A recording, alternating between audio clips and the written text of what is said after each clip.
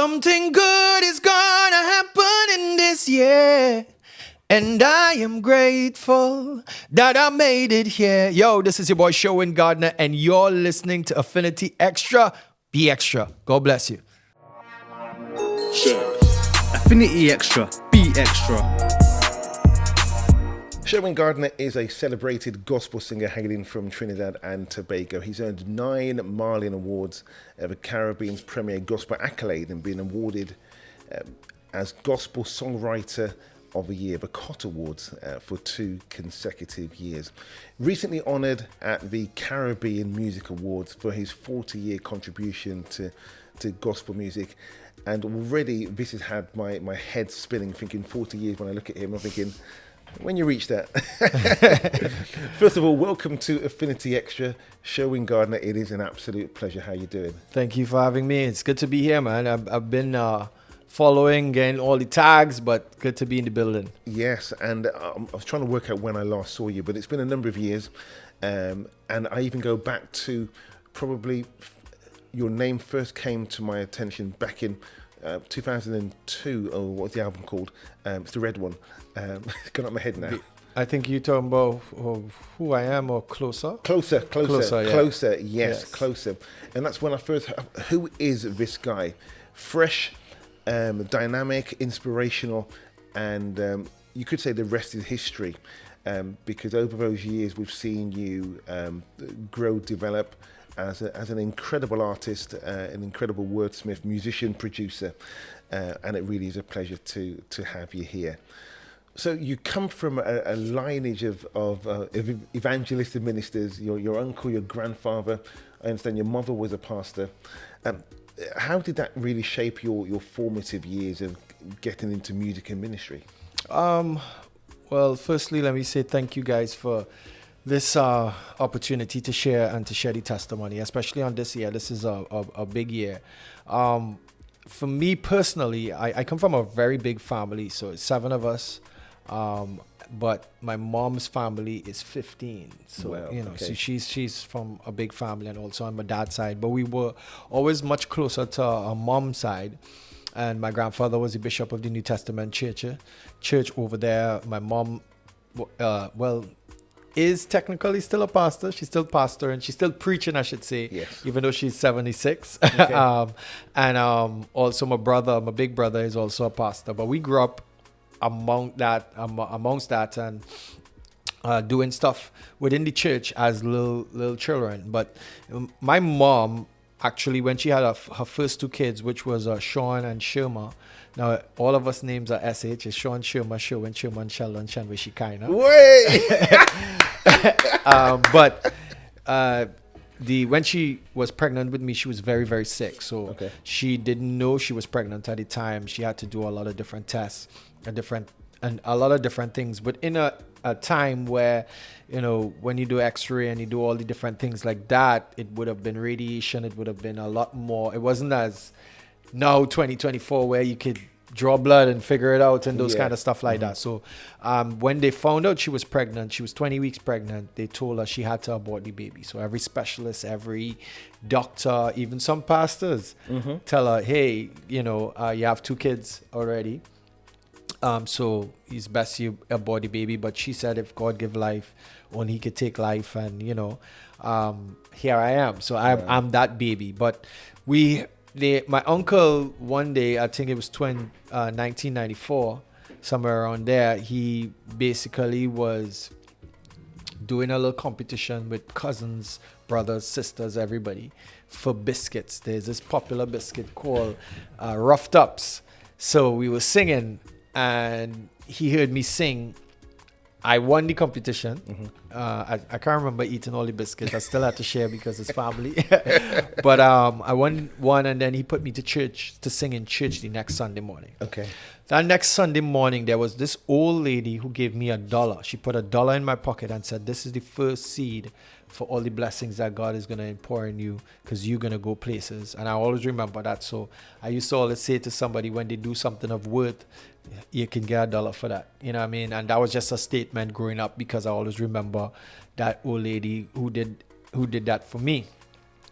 So at first, singing for me was more so because family found you have a gift and everything like that. So you singing because they tell you to sing, you know, and I started singing on big churches, concerts, conventions, all of that. But at that time, I was doing more contemporary stuff. But my true real encounter with God was when I was 10 years old. That's what made the difference. So I was singing at an event, and people started to run to the altar in tears, and I started to feel like, yo, there's something that is not. This ain't my voice. This ain't about me singing. This is something greater. So from that moment, I realized that God had called me to do something great with myself, my ministry. So it was no longer mom and dad just want you to sing, or family want you to sing. Is more so me realizing, well, hey, you're called to something, and just walk in alignment from there. I mean, that was a good while ago now. You said just celebrating 40 years of you really kind of starting to sing, having been on the stage from the age of 5. So what is it that is keeping you going? Now, this may sound like a really easy question, but actually some people may release one album and they're done. Right. But this has become the mainstay of your life. Yeah, it's purpose, you know, and is purpose and relationship.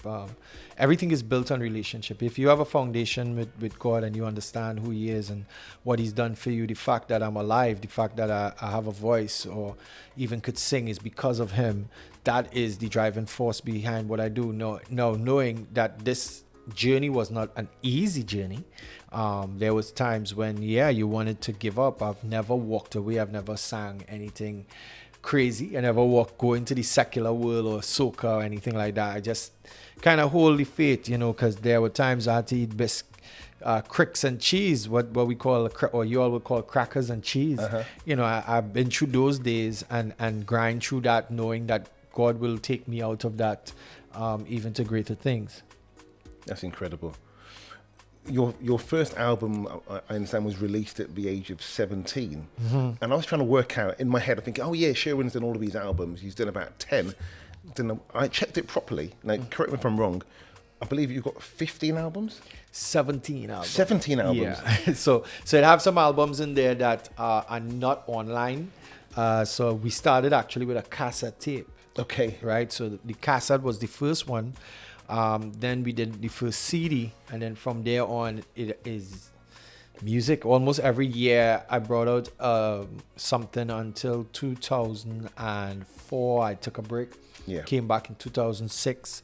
Then 2007 took a break again, and then came back again. So I have quite a few albums. Some I took down from the DSPs, but one day I think I'm probably gonna do like a Pandemonium, one that celebrates all the hits from all the greatest albums. Hits. Yeah. So for our younger viewers, Sherwin mentioned a cassette. You may have to Google it. Funny enough, I was watching something on Instagram the other day, and they had these football players. They're trying to show them things from the past. And none of them knew what a cassette was, and that was incredible to me, because you know it made me realize, boy, we little old. We little old. You know what I mean? So you have to start telling them how to, you know, if it goes wrong, this is what you do. Anyway. Yeah, I couldn't believe these guys didn't and I mean they didn't have a clue, zero clue of what it is. They didn't even know what a floppy disk is, you know. So incredible. Yeah, incredible. So I mean, do you still remember anything from your first album? There's quite a few songs that we did over. So when I did the first album, even in that journey, I think it's important to note that when I started doing gospel, reggae itself would have been in early 1992, right? 93. So there's a big thing in Trinidad called Kiskidi Caravan, where this big studio was created, and they had a big dancehall movement. So me growing up in church, you would hear reggae music in cars when you're traveling to school, buses, different places.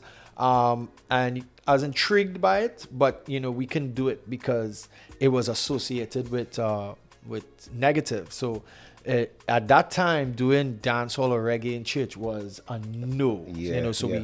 We got a lot of resistance. And then in 1995, around there, we started to realize, well, if we would add drama, because a lot of the more mature people, they couldn't understand the message. The youths was on fire, you know what I mean? But the older folks just couldn't get the message. So we started to run drama along with the stories of the song. Okay. So that's why my songs were a lot of the old songs were constructed as stories, because we were acting it out as we sing. Yeah. Like a song called Serious Time, that was from the cassette, is still one of the most iconic songs in Trinidad and Tobago from me.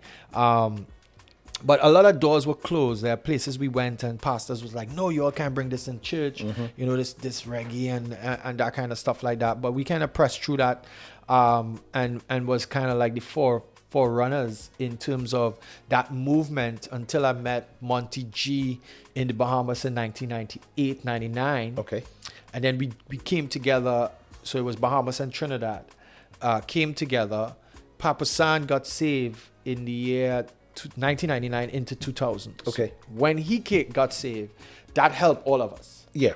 Like Chevelle Franklin, when she got saved, that helped all of us. You see, the reason why it helped is because now we were just church boys doing reggae from Trinidad and Bahamas, right?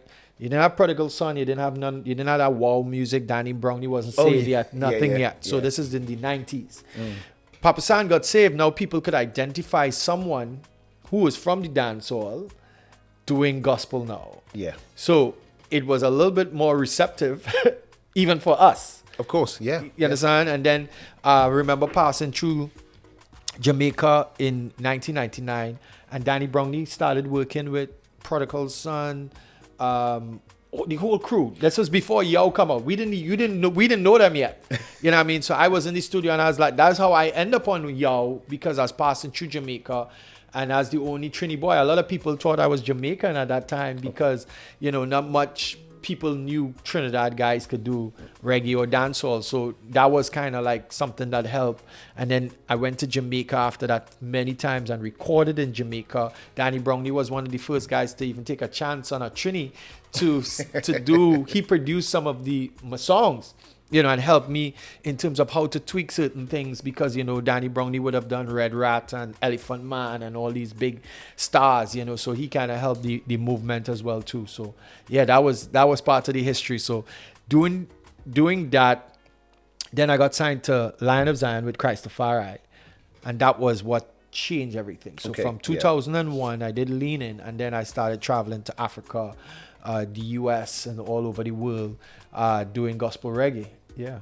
And you could say the rest is history, but that has been quite a phenomenal time, because even now, I remember when, even in the UK, in what I call the predominantly black Pentecostal churches, hey, you don't come with the reggae music. It was basically classed as the devil's music. Right. And part of that was because a lot of people who move, a lot of the churches, whether it be the UK or the US or different things, people who came from the Caribbean, when they came, it was just used as negative music. So they didn't really have any positive pulls or influences from the music. So all they heard was the beats. It took time for people to now realize, well, hey, there's a message to what these guys are singing. That is what makes the difference, you know what I mean? So when people start getting the messages, then you start getting a change from there. Yeah, indeed. There's so much we could even talk on that, but we're going to keep moving. This year you've released some great singles. I'm looking at the collaborations that you've done. Going to pick two. You got Covered and you got Praise Him. Covered with DJ Nicholas and Dietrich Haddon kind of collaboration. But the one I really want to hear about, right, the one that's been really blowing up is Find Me Here. Right. I heard a snippet of your testimony on that. And that has been powerful in terms of how you have used the power of the internet, social media, you've just been a vessel. Yeah. You've just been a vessel. Yeah, because I was not going to say, I didn't use it. That was definitely God. That was all God. How God used you to bring that message. Talk us through that if you can. Yeah. So for those who don't know, I'm signed to Ty Scott Records, which is like the largest Black American label. a lot of changes coming soon. Even with that, some bigger things is happening as well. But in 2023, I was more focused on church. So I wasn't, even though I always do music. So I had an album called Pointed Up that was doing pretty good. I have a track with DJ Nicholas was doing good on that album. So I have so much music that I could have toured or traveled on what I have. And then in 2023, I was like, Lord, I'm in church. I'm worship leading. I love worship leading. Worship is where it started for me. You know what I mean? So before dancehall, before reggae, before everything else, I was always a worship leader. So in 2023, I was like, Lord, I need to do something. And then my wife and I went on this cruise. My church was having a marriage cruise, and the president of the label came on the cruise with us, right? So we got a chance to really speak with him. So in speaking to him, he's like, listen, a lot of things going to be happening in the music industry in 2024, and I don't want you to get left behind, so you need to bring out some new music. And I was like, honestly, I really wasn't in that space. So came back from the cruise, and I worship leading in church, and every time I'm at the end of the worship set, I would say something good is going to happen for you. Mm-hmm. So we worship, I pray, and then I say, tell the church something good is about to happen for you. That was just a statement, not just for the church, but I'm saying that for me. Of course, you know what I mean? And then we had the opportunity at that time to do the remix to Praise that just released with Jonathan Traylor and Tadashi. Yeah. That was done in November in 2023. So it was done, packaged, then I sent it to the label, and they had to get the clearance for it. Now we excited. They heard it. Everybody who hear it is like, yo, this is going to be big. So we excited, and then boom, December, we sent it to them, and Providence was like, yo, it's Christmas. Y'all going to have to come back to the new year. So that would have been what I was going to release for the new year. Okay. And then I was like, Lord, I didn't really want to do nothing, but you know what I mean? So I was just there sitting, going to church, doing everything I need to do but on the 23rd of December, that message, something good is going to happen. I start hearing the melody in my head. Something good is going to happen in this year, and I am grateful that I made it here. That's all I had. So I went, the studio is right upstairs. I got the chords. I recorded that part of it. And then listening to it in the car, I heard the Lord say, "No, you ain't finished, bro." You know what I mean? And it wasn't a song. It's just something a prayer I was saying, Lord, I'm just going to make this affirmation for me for 2024. So then I added, yesterday's gone and a new day has appeared, and I am grateful that I made it here. Blessings going to find me here. Oh, yeah. Favor going to find me here. Oh, yeah. And then I went back to blessings. Okay. And blessings. So it had plenty blessings when I went back in the car. And then the Lord said, nah, but you ain't speaking what you really want. And I say, all right. I prayed on it. Then I hear the Lord say, what do you want? And I say, favor and money. But as a Caribbean person, saying money in a song, as a Christian Caribbean, is like a big deal. Really? Yeah, because people like prosperity gospel, and that. And I boy, Jesus, we ain't doing that, boy. We ain't doing that. So I had a real backlash within me. I was like, nah, but I can't really say money in a song. And then I just said, all right. I remember that evening on Christmas Day.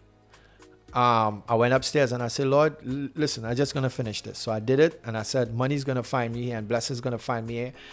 I have a green screen, just like this one, in my room. I just did the video, did everything, do the lyrics. This was Christmas Day I'm doing this.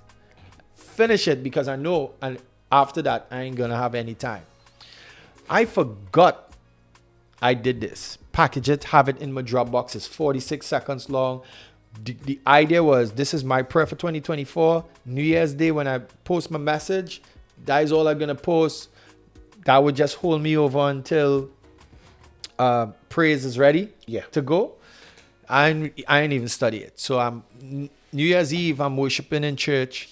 And at the end of the set, I said, something good is going to happen for you. And then it triggered. I reminded me, hey, you have this little clip to post. Went up, type up something, posted it on TikTok, posted it on Instagram. But when I posted on TikTok, I was reading because I wanted to go live and you know what's the funniest thing, right? I realized I needed 999 followers to go live on TikTok. I needed 1,000. Okay. I had 999 on New Year's Eve. Okay. Yes. So I couldn't go live yet. Yeah. And I said, Lord, well, tomorrow I should have that 1,000. Forget that. Woke up the next day. And the 45 years kicking, right? There's where the 45 kicking. Because I remember looking at my phone and seeing TikTok red. And I've never seen it red before. I never seen no bunch of notifications, nothing. So I had to get my glasses. Welcome Put to my on my world. glasses and I was like, yo, I have 20,000 followers. This is 8:30 in the morning. Wow. And then I'm seeing, I think a little over 25,000 views on the video, but it keep going up. So I called Positive, which is like my best friend in the industry. And I say, Positive, what's going on? And Positive say, boy, what's going on? Your song going viral. So doctors, lawyers, teachers, and gangsters have it on the WhatsApp status. So I was like, wow. You know, I didn't take it on too much until the evening, where I remember I woke up at 8:30 and I seen 20,000 views. By the evening, it was over 100 and something thousand views. By the night, it was close to 1 million views. So the next step was what was important. I didn't have a song because this wasn't a song. This was a clip. I went upstairs and I said, Lord, let me do this song. So I went upstairs and put it together, finished the song itself. I sent it to Positive saying, nah, that second verse, your old school day, where you had to up with the times. And he hum a little medley. So the second verse where I say, round and round the seasons I've been facing. That was Positive who actually go, na na na, da da da da, and I put the words there. You know what I mean? So even if people watch the credits, and this is something that don't necessarily happen in the industry. Sometimes people give you a little bit of an idea and we don't credit them. I actually put him in the credits of the song just for a melody that he hummed to me.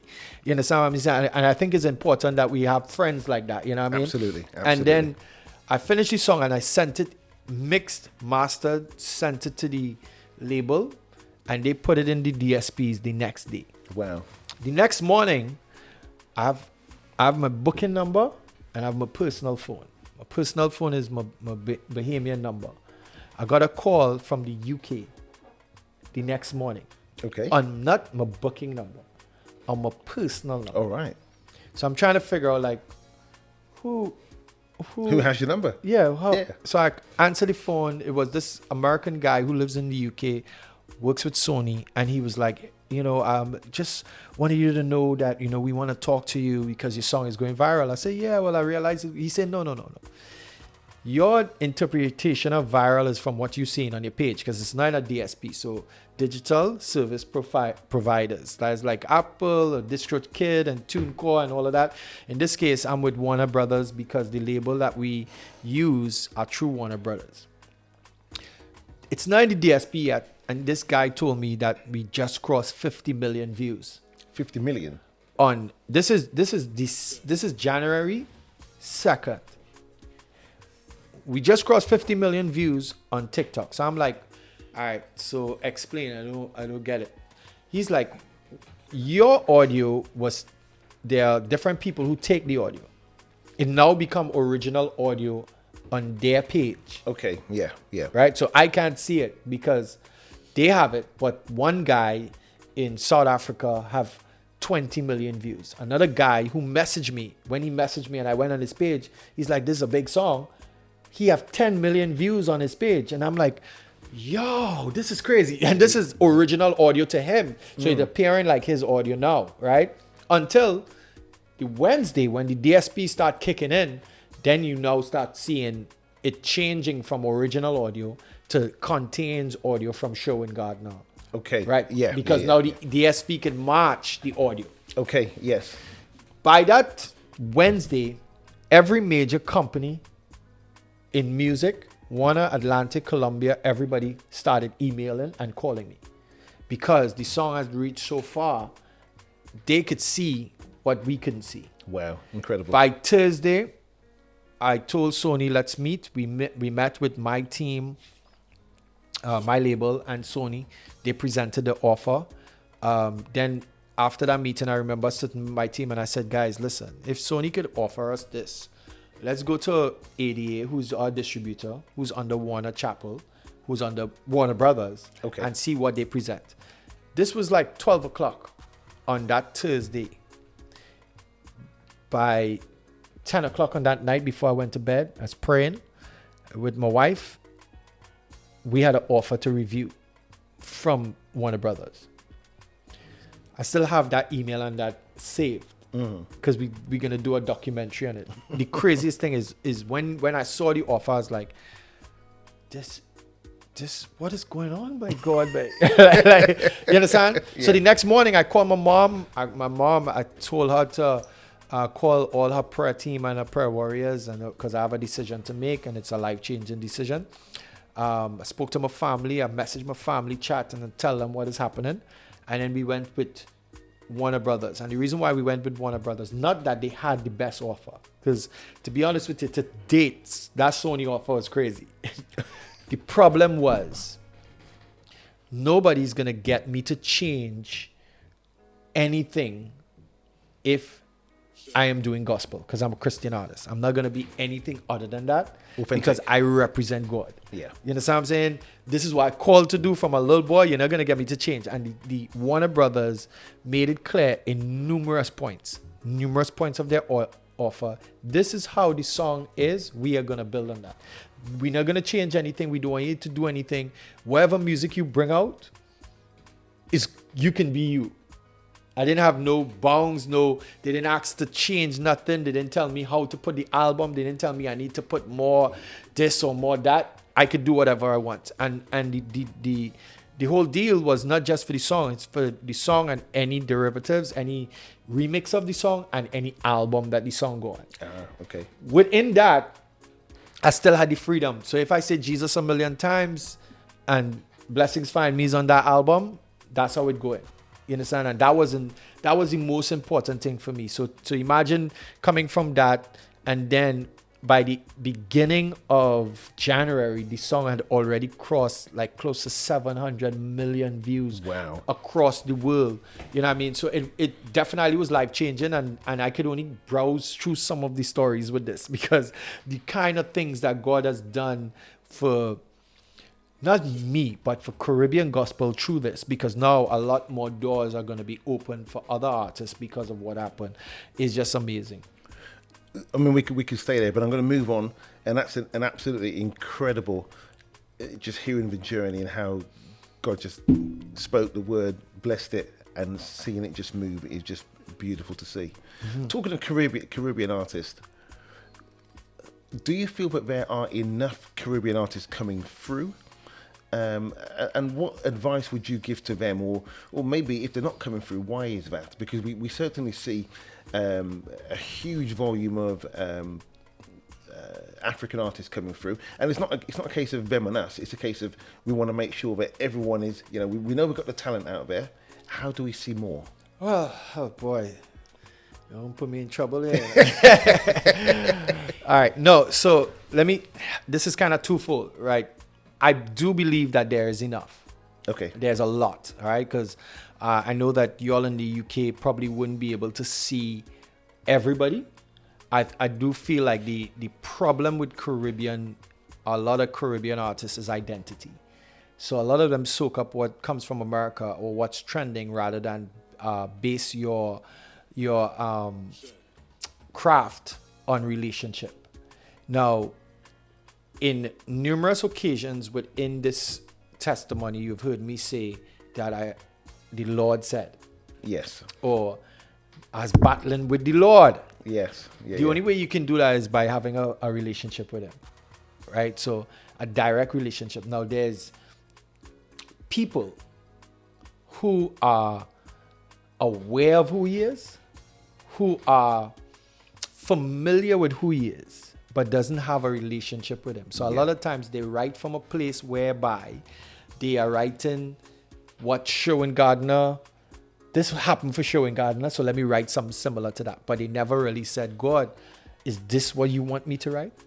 So if Afrobeats is trending, everybody want to write Afrobeat. Now, the thing is, if you had a deep relationship with God, God might have given you a good reggae song that would have done the same thing. Yeah. But you writing from a place of soaking up what is trending rather than soaking up what the king is saying.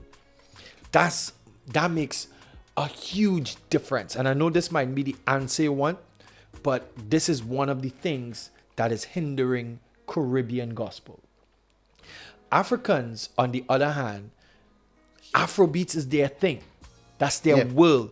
You rarely hear Africans, even the ones who doing worship, like Sanash, still have her sentence construction, still have her accent, still have the identity of Africa in her music.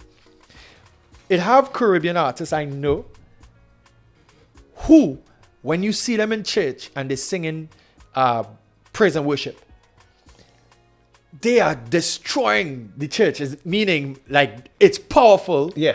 When they're singing Caribbean stuff. That same person is going to record on their own and sing American. Yeah. So And the problem with that is America have 3,000 little artists who grew up in church who could sing way better than us by far.